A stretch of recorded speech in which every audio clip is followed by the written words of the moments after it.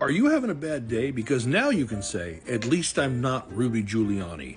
Because just like 30 minutes ago, a court ordered that Giuliani has to pay $148 million to the election workers he defamed. And as this article puts it, and this verdict is only the beginning. So Wandrea Shea Moss and her mother Ruby Freeman sued Giuliani in December of last year, alleging that the attorney had falsely accused them of manipulating the 2020 presidential vote in Georgia. In August, Giuliani was found liable for spreading false claims about Moss and Freeman.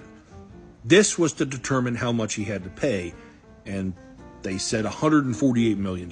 Let's be clear, these women's lives were turned upside down and made absolute hell by his lies.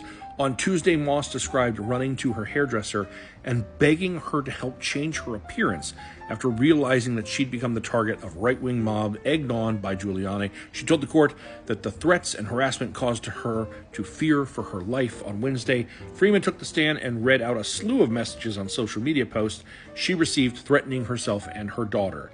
I hope the federal government hangs you and your daughter from the Capitol dome, you treasonous pieces of shit. I pray that I will be sitting close enough to hear your neck snap.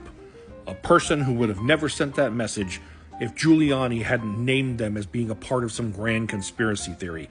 And the worst part is, he's ordered to pay $148 million. You'd think when he was found liable for this, he'd be like, oh, damn, I really need to rethink my life. No, he can't stop running his mouth.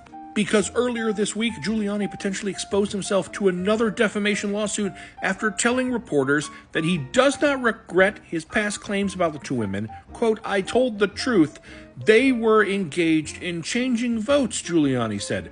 Despite having promised to take the stand himself to give the whole story and prove everything I said about them was true, he backed out of giving public testimony, likely on the advice of his already exhausted attorney.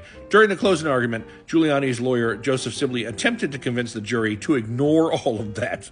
Rudy Giuliani is a good man. He hasn't exactly helped himself with some of the things that have happened in the last few days. Yeah, he helped himself into a $148 million bill. This man was a once celebrated and beloved mayor of New York City, and now he owes $148 million to two women out of one of what is likely several defamation lawsuits he has coming his way. So whatever you got going on, it could be worse.